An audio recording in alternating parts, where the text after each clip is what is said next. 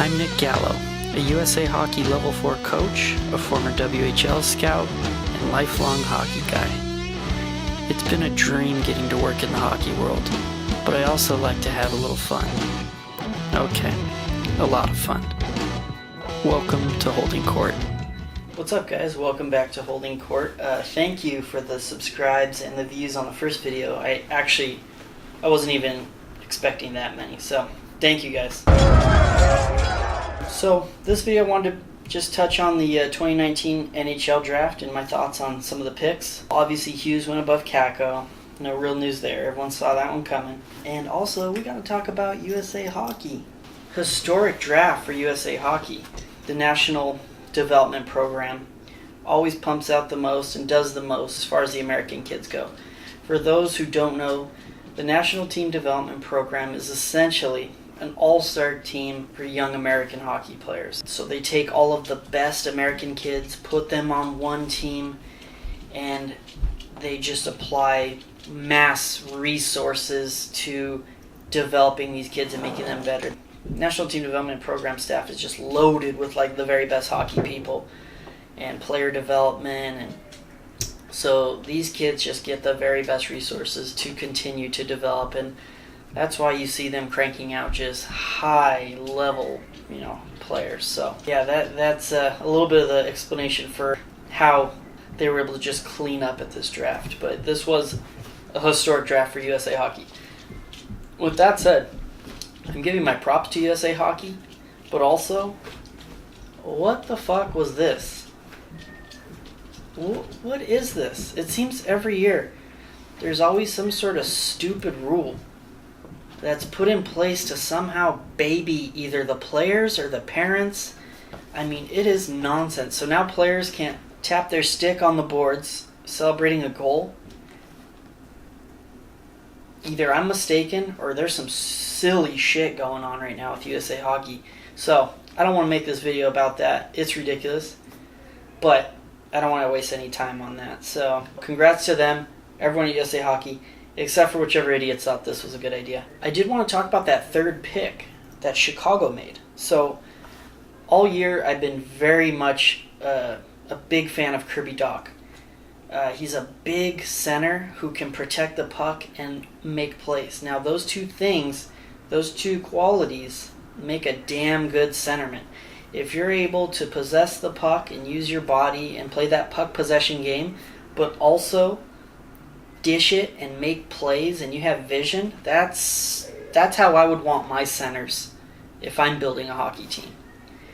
They're almost like in that Ryan Getzlaf, Joe Thornton mold. So I'm a huge Kirby Doc fan, but I did not see him going third overall, especially to Chicago, who I thought would have been in love with Boehm Barnes, who reminds me a bit of Duncan Keith. I was thinking Chicago was seeing Boehm Barnes and thinking, oh, this guy's going to be our next Duncan Keith.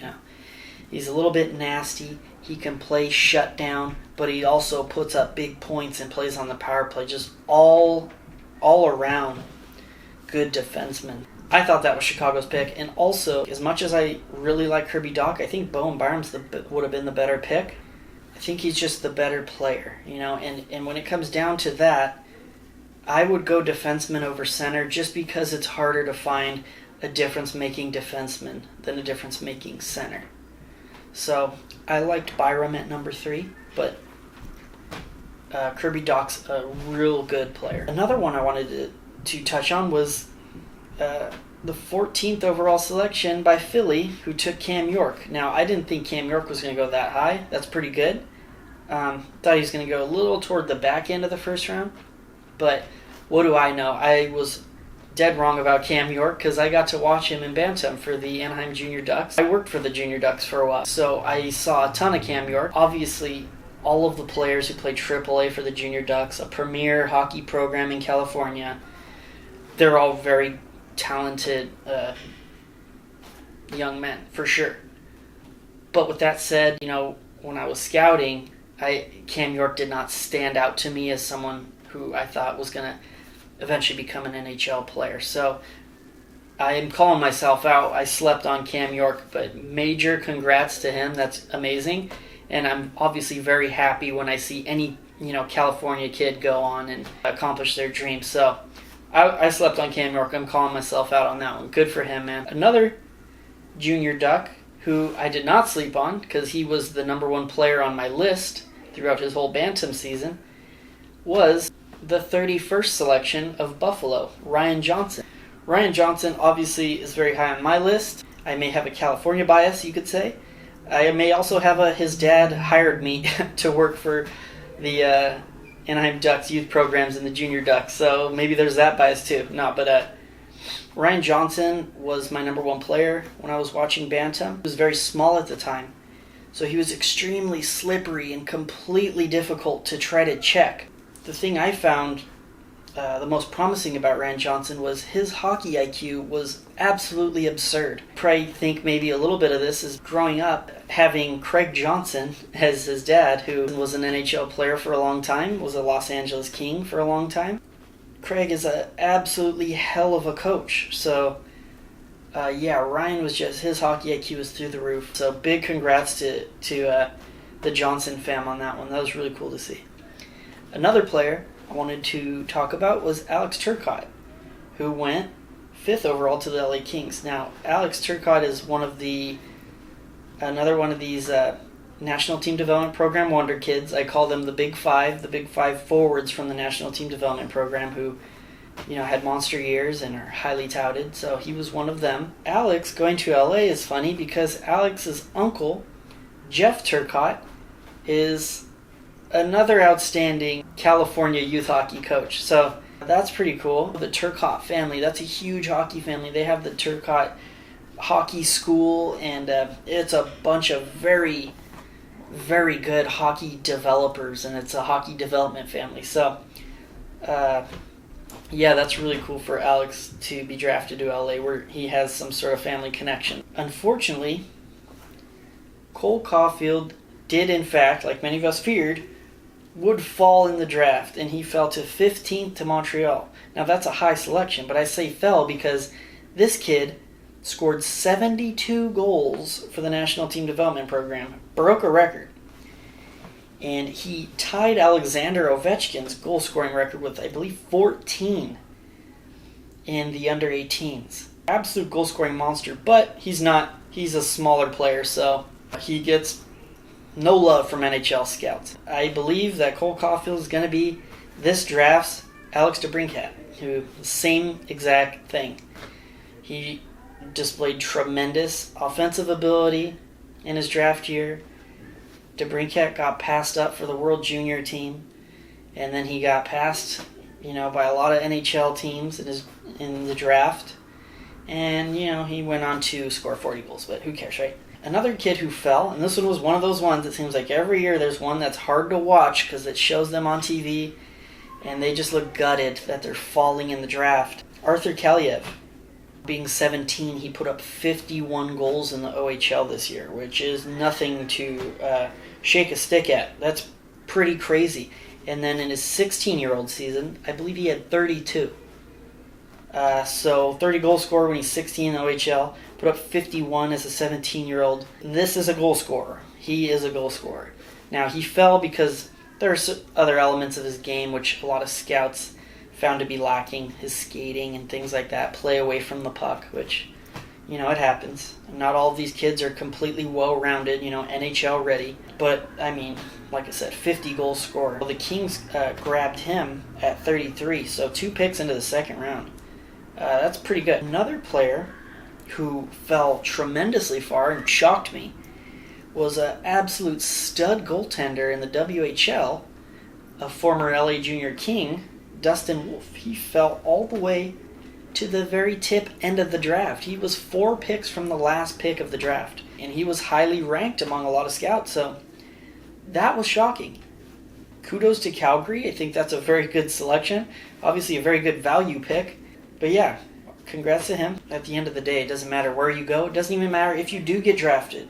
There's a player who I was very high on who did not get drafted, and that is from the National Team Development Program, Mike Gildan, who I watched a lot in his Bantam year. And he was, I believe, behind Ryan Johnson as the number 2 player I liked in his Bantam season. He's a big power forward. Obviously, the National Development Program saw a lot in him, bringing him over. I think the knock on him would probably be he didn't produce a whole hell of a lot, but definitely some good qualities. And like I said, he was a standout player in Bantam. So, you know, the NHL draft isn't the end-all be-all. Fortunately for these kids who don't get picked or maybe fall very far in the draft, they're surrounded by all kinds of good people and good hockey people who are the first ones in their ear telling them, hey, this is not the end of the world by any means. It's the end of the world if you allow it to be the end of the world. Also, with the draft, there were some trades that I want to talk about. There was a few pretty good ones. There was two I would say were blockbuster trades. PK Subban getting shipped to the Devils. Nashville obviously wants to free up some salary cap room. But PK Subban, it always strikes me as weird when he gets traded because he's a hell of a player.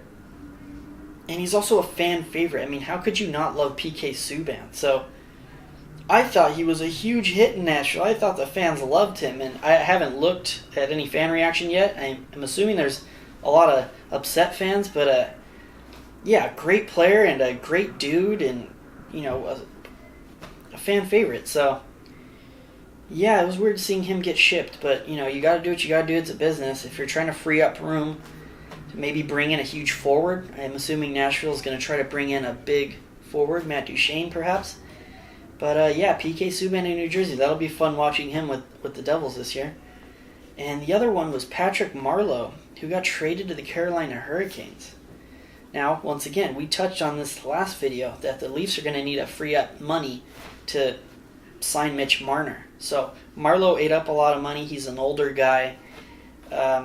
So that makes sense that they would want to free themselves from his contract. As a diehard LA Kings fan, I saw Marleau just be a king killer over the years, so there was that. But also I'm a hockey fan, and I like watching good players, man. So I really like Patrick Marleau a lot, and yeah, he's been a lot of fun to watch his whole career. So probably getting down toward the end now, so we'll see what happens with Marleau going forward. That was probably all I really wanted to touch on for this video. Thank you for tuning in. Next, I'm going to be attending the LA Kings development camp. I'll be doing some prospect evaluations from the scrimmage. So I do this every year.